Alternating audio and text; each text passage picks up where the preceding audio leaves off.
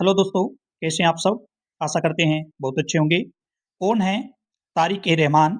बांग्लादेश के नए जो पीएम बने हाल ही के अंदर, उससे भारत को क्या होगा फ़ायदा, क्या है नुकसान? कौन है तारिक रहमान और किस प्रकार पीएम के चुनाव के अंदर बीएनपी सबसे बड़ी उभरी पार्टी? इन सभी मुद्दों पर आज इस वीडियो में डिस्कस किया जाएगा। तारिक-ए-रहमान ने 17 फरवरी 2025 को बांग्लादेश के नए प्रधानमंत्री के तौर पर शपथ ली है। जी हाँ, शपथ ग्रहण समारोह कब हुआ है? 17 फरवरी 2025 को। तारिक-ए-रहमान जो वर्तमान के अंदर 60 वर्ष के हैं, वह पूर्व प्रधानमंत्री खालिदा जिया, जो बांग्लादेश के पूर्व पीएम थे, खालिदा जिया और पूर्व राष्ट्रपति ज़ियाउर रहमान के पुत्र हैं। मतलब ये राजनीति से पहले से ही जुड़े हुए हैं। पूर्व प्रधानमंत्री खालिदा जिया और पूर्व राष्ट्रपति ज़ियाउर रहमान के पुत्र हैं। पिछले 35 वर्षों में बांग्लादेश के पहले पुरुष प्रधानमंत्री बने हैं दोस्तों। अगर पिछले 35 वर्षों का लिहाजा किया जाए तो महिला प्रधानमंत्री थी बांग्लादेश की और 35 वर्ष के बाद अब बांग्लादेश के पहले पुरुष प्रधानमंत्री बने हैं तारिक-ए-रहमान। बीएनपी के नेतृत्व वाले गठबंधन ने 300 सीटों वाली जातीय संसद में, दोस्तों आपको पता होना चाहिए बांग्लादेश में टोटल कितनी सीटें हैं? 300 सीटें हैं। 300 सीटों वाली जातीय संसद में 200 से अधिक सीटें जीतकर 2/3 बहुमत हासिल किया है। किसने? बीएनपी ने। और बीएनपी के अब चेहरा कौन बने हैं? तारिक-ए-रहमान। बांग्ला भाषा में जातीय का मतलब क्या होता है दोस्तों? राष्ट्रीय होता है जातीय का मतलब। हालांकि बीएनपी ने अपने सांसदों को सिर्फ संसद के लिए शपथ लिए। जो बीएनपी के जो सदस्य बने हैं, उन्होंने संसद के रूप में क्या लिए दोस्तों? शपथ लिए। इसका भी एक बहुत बड़ा इशू बना हुआ है।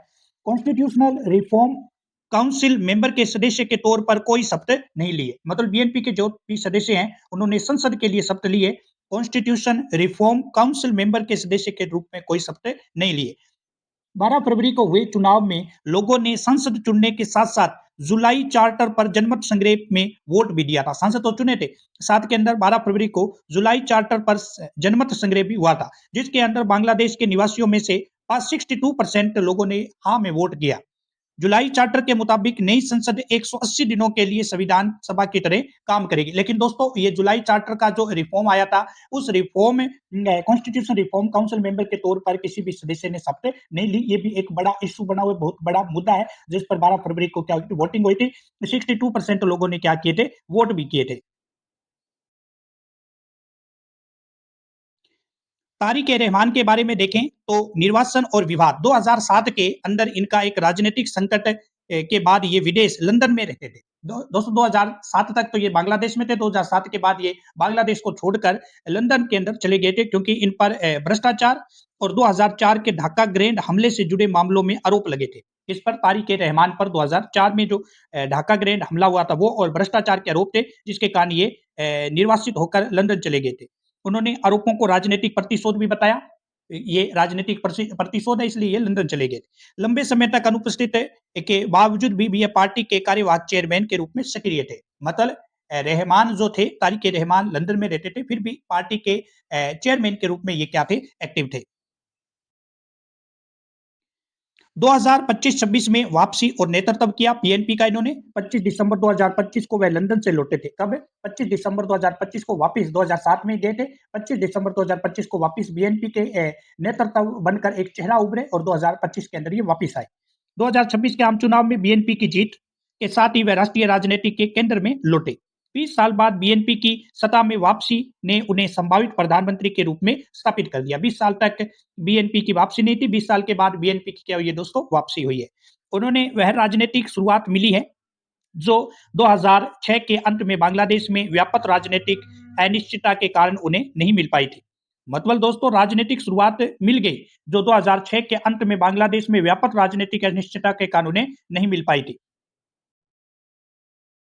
राजनीतिक पृष्ठभूमि, ये चुनाव 2024 में जन आंदोलन और पूर्व प्रधानमंत्री शेख हसीना, दोस्तों आपने न्यूज में बहुत ही शेख हसीना के बारे में अलग अलग प्रकार की विचारधारा सुनी थी।